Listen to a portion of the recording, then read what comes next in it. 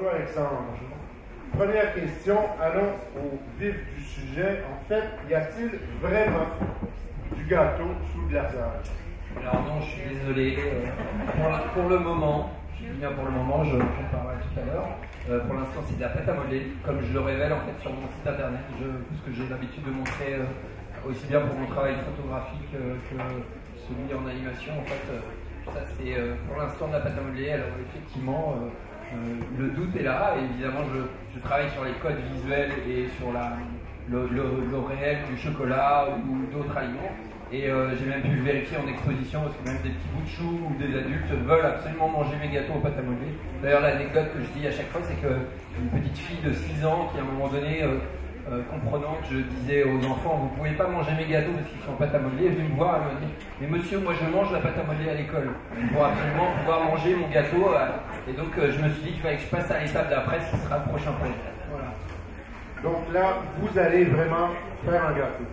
Voilà, donc le prochain projet, d'ailleurs je cherche des financements télé et autres de l'aide pour faire le projet qui s'appellera Strobo Gâteau, qui sera dans une déclinaison des gâteaux animés. Donc comme je l'ai fait déjà depuis un film précédent qui s'appelait Animation et celui qui est très gentiment accueilli cette année à Annecy en compétition, qui est un clin d'œil chocolaté à Tim Burton, mais ça sera dans une même logique. Donc je rappelle pour ceux qui ne connaissent pas tout à fait, c'est tourné en temps réel.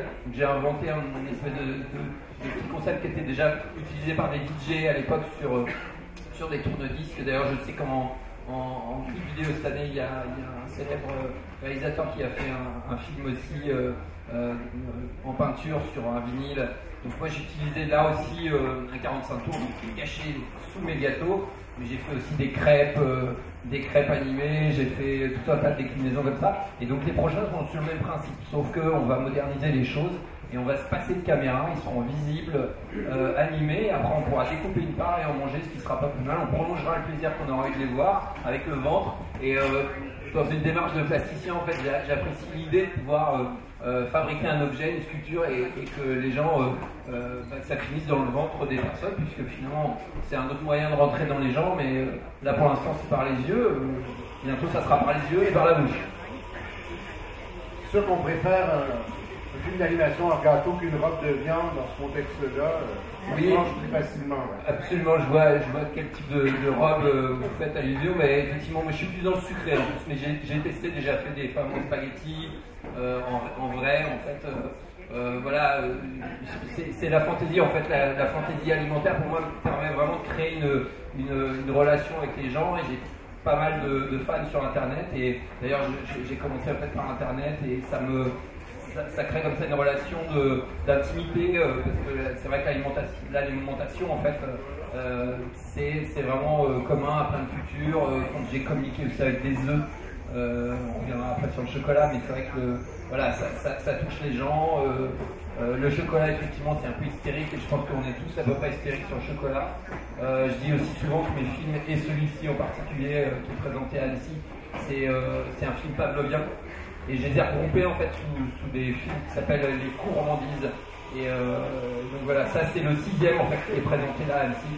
J'en ai fait d'autres avant. Et pour faire le 7e, j'ai besoin d'aide.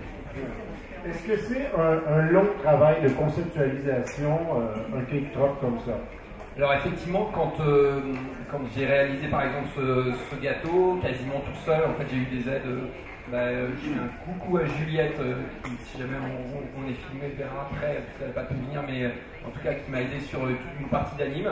Et j'ai Yann aussi, mon musicien qui est là-bas, qui a eu une semaine un petit peu sportive, comme je lui ai demandé la musique. Mais donc je fais pour la partie visuelle, pour la partie conception, je fabrique mes gâteaux moi-même. Donc bientôt je vais aussi collaborer avec un pâtissier gastronomique. Ça va être passionnant parce que j'adore me décentrer d'une activité que je pratique, et le court-métrage, si c'est pas fait pour ça, c'est super excitant de pouvoir aller se précipiter dans des domaines qu'on connaît pas, d'aller s'intéresser à des spécialistes. Et donc un film comme ça m'a pris à peu près 1 mois et demi, écriture comprise, et quasiment à temps plein, et des semaines bien remplies. Mais j'aime bien aussi ce rapport de proximité comme ça, d'être immersif. Et d'ailleurs c'est aussi pour ça que là je cherche j'ai déjà levé des fonds pour mon prochain projet Astrobogato. J'ai besoin de le compléter avec de l'argent d'une chaîne de télé ou autre pour pouvoir avoir une linéarité. Paul, juste avant, qui a parlé justement qu'il a vu s'arrêter, que c'était plus compliqué de redémarrer, c'est exactement le cas de figure que je veux éviter parce que, comme il l'a bien dit, en fait c'était plus compliqué à redémarrer et pour un travail un petit peu immersif comme ça, où on y pense du matin au soir, en fait je pense vraiment, enfin moi en tout cas me connaissant dans ma méthode de travail, ça sera vraiment préjudiciable au projet que d'arrêter au milieu. Mais un film comme là m'a pris à peu près 1 mois et demi, voilà, tout compris, j'ai eu un partenaire DCP après, mais voilà, ça a été à peu près compris sur 1 mois et demi. Est-ce que Tim Burton l'a vu? Oui, je sais que Tim Burton a vu parce que initialement ça avait été dans le cadre d'un concours. Alors à chaque fois que je fais des concours, ça me donne des lièvres pour pouvoir courir et finaliser des projets. Mais et je sais aussi que Barry Pearls, qui était en conception aussi sur des prochains travaux pour Tim Burton, et toute l'équipe de conception en Angleterre a vu le film, ils l'ont apprécié, ils me l'ont dit, donc ça m'a fait plutôt plaisir et donc je sais qu'il l'a vu absolument. Question de la salle. Hi, I really like the film. It reminded me of a lot of pre-cinematic devices, like cinescopes and zoetropes and stuff, but all the decorations were coming to life in a similar fashion as it rotated. But I realized you didn't have anything that would be like a mechanism for looking at a slit or a mirror. So I wondered if maybe you had thought of having a fork in front of your eye.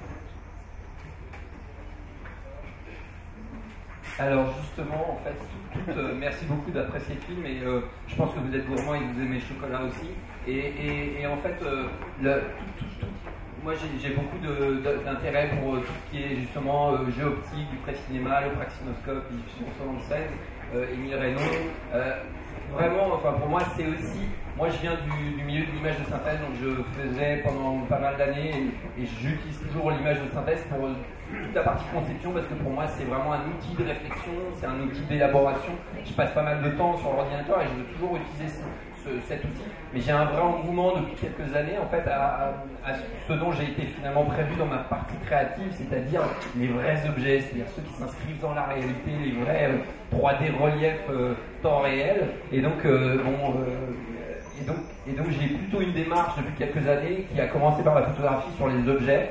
Et du coup, j'ai très vite décliné quand j'ai eu envie de mettre en mouvement ces objets. J'ai fait un flamboisier, par exemple, qui est constitué d'allumettes, donc qui est un clin d'œil à un framboisier. Et évidemment, je l'ai appelé flamboisier parce qu'il est composé de 2000 allumettes. Et j'ai eu tout de suite envie, comme ça, donc celui-ci j'ai pris en photo, puis après je l'ai fait glisser dans un film. Et j'ai eu envie, comme ça, de revenir à ce qui était l'essence du mouvement. Et pour moi aussi, c'était la manière dont je suis parti, et je le dis bien souvent en exposition, parce que je fais pas mal d'expos, j'explique aux enfants comme aux adultes que c'est cette envie de réanimer de la photographie avec toute la partie sémantique que j'ai pu réapprendre et réapprivoiser en termes photographiques. Et du coup, évidemment le praxinoscope, évidemment les zoetropes ont été des objets qui pour moi m'ont toujours fasciné et me fascinent toujours quand tu as donné la vie comme ça sur des images qui se succèdent. Et mes prochains projets auront encore plus d'éléments rappelant le praxinoscope, des effets de miroir, puisque je vais mixer des techniques. Et c'est en élaboration actuellement. J'essaie de fabriquer aussi des outils qui vont me permettre de travailler avec des pâtissiers. Mais tout ça est super excitant, super passionnant. Et en tout cas, il y a énormément de choses à faire et j'en ai plein mes carnets. Donc je pense même probablement faire toute une série de films mettant en scène des gâteaux avec toute une fantaisie visuelle et évidemment me rapprochant de toute l'historique du pré-cinéma. Merci en tout cas. Alexandre, merci. Oui, merci.